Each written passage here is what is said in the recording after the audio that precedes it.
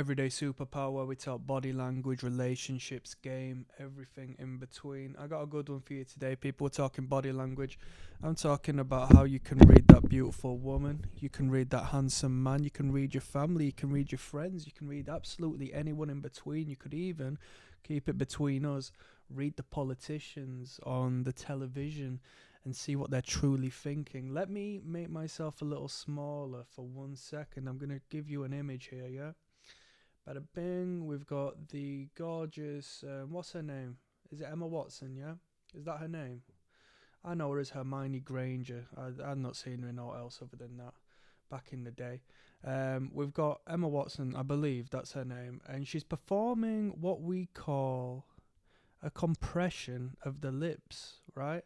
You're going to see this indirectly day to day. And I say indirectly because it might not manifest upon a face as boldly as we're experiencing here, but it might, we've got a dynamic spectrum of how these lips can compress and open and be full, right? Let's talk about it. This is negative. If you see this in your engagement, there's a degree of negativity attached to it. Doesn't mean she's feeling negative towards you, but might be negative about the conversation, what you've got to say, might be holding back. Let's talk about it, right? So we've got open body language and closed body language. When you're open, you're expansive, you are open to ideas, conversations, love, attraction, the people you're with, you feel comfortable, you haven't got any degree of threat response ringing in your head because you are physically showing signs of safety, security, and comfortability, if that's a flipping word. Whereas with your closed body language, it's a removal of such. We're not open no more, we're closed, right? We're shutting people out, we're shutting thoughts out, we're shutting stimuli out, we're rejecting ideas, we're, in disagreement with thoughts and so on and so forth. These lips, and pay attention when you do these yourself, right? Because it'll be outside of your conscious awareness for the most part, but you might click in a second or two into performing this behavior. Take a moment as to why you're doing it, right? This is to me, a mouth blocking gesture, a mouth blocking behavior.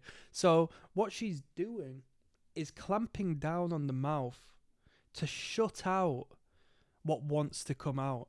So maybe she's thinking of something to say or that she should say, and her body is saying, don't do it. And she's clamping her mouth shut symbolically to ensure them words don't come out, right? This has a parallel with blocking the mouth with the hand or the object, blocking the ears, pulling on the earlobe to try and conceal their ears and block out the information, covering the eyes to ensure that what's being seen or what's being thought is being restricted by this defensive mechanism. This is what's happening here with the mouth. It's like you looking at an object, seeing something distasteful, your brain says, I don't like this, so you close your eyes or your eyes narrow. The narrowing of the eyes is alike the narrowing of the lips. And the compression of the lips can amplify and amplify and amplify and amplify until them lips have disappeared. Whereas if that woman was confident, content, and open to your message and so forth, those lips will be plump, they'll be full. Her mouth might even be somewhat ajar, right? As she allows in the information, as her brain allows in the information, it is perceiving and translating within the environment at that particular moment in time. Yeah? If you say something to someone, oh, what do you think about him? And she says, oh, I think he's pretty cool. Yeah. And then she looks at you like this. This is a showcase of restraint. She's got more to say. And you can just simply say to her at that point, it seems like you've got a little bit more on your mind. And trust me, once she acknowledges that she can't hide it from you, she'll continue talking and tell you the truth, right? Especially if you tell her why you think that, because she'll realize it's written all over her face. Oh, no, I mean it. Well, your face said otherwise. Oh, well, and she'll continue on, right? And that's where you can establish attraction in this non-verbal communication game, because she will feel seen with you more than anybody else, and it will drive a sexual spark, right? Because she feels seen first and foremost, which is incredibly important for a human being and the ego, but she will feel vulnerable around you. She'll feel like she can't hide anything around you, and she'll start to question who you are, what you know, how she's perceived around you, and that constant flux of wondering about you and being curious of your communications will create an anxiety that sparks love. Love is but mere stimulation of the imagination and keeping somebody on, keeping yourself on their mind and so forth. So it is what it is. So she's got compressed lips.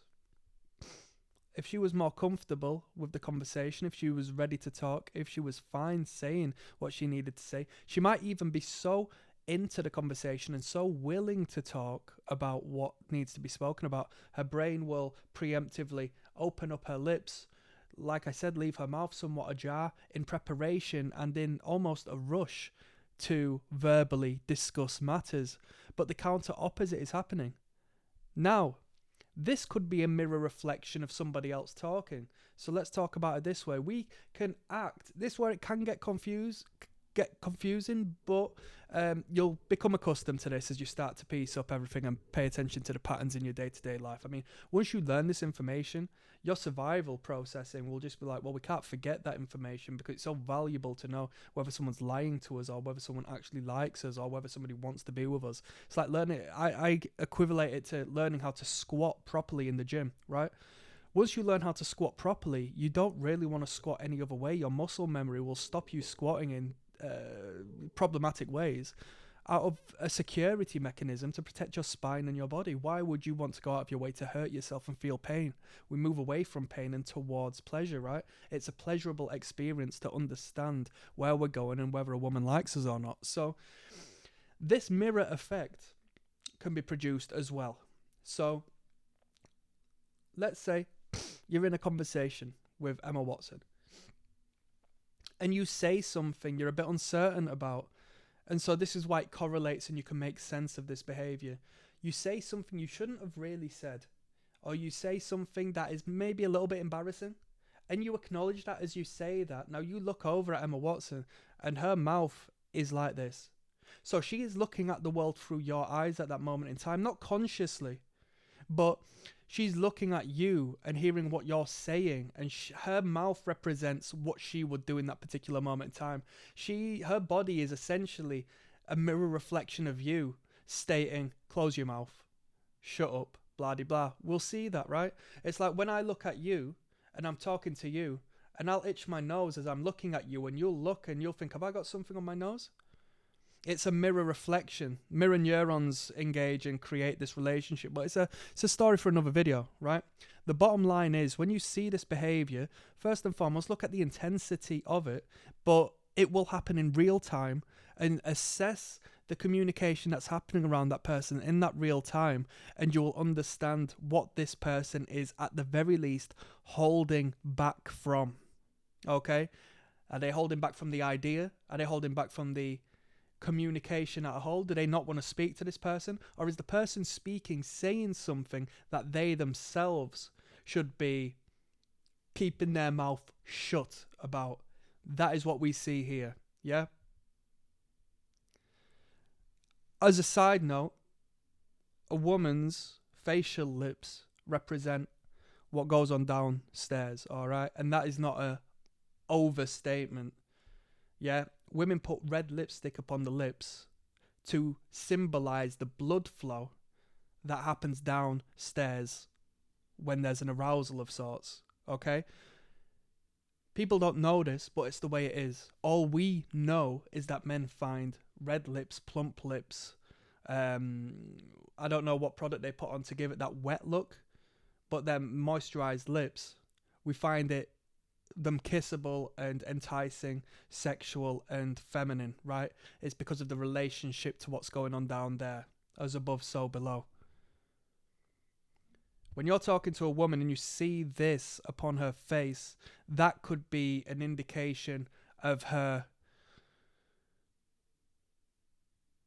repulsion per se at that particular moment in time in regards to what's going on. She's not allowing you in, metaphorically speaking. She's shutting you out. So that's some food for thought. On that note, I'm signing out, people. That's some good game. You know that is. So click like and subscribe and check out the links down below. Peace.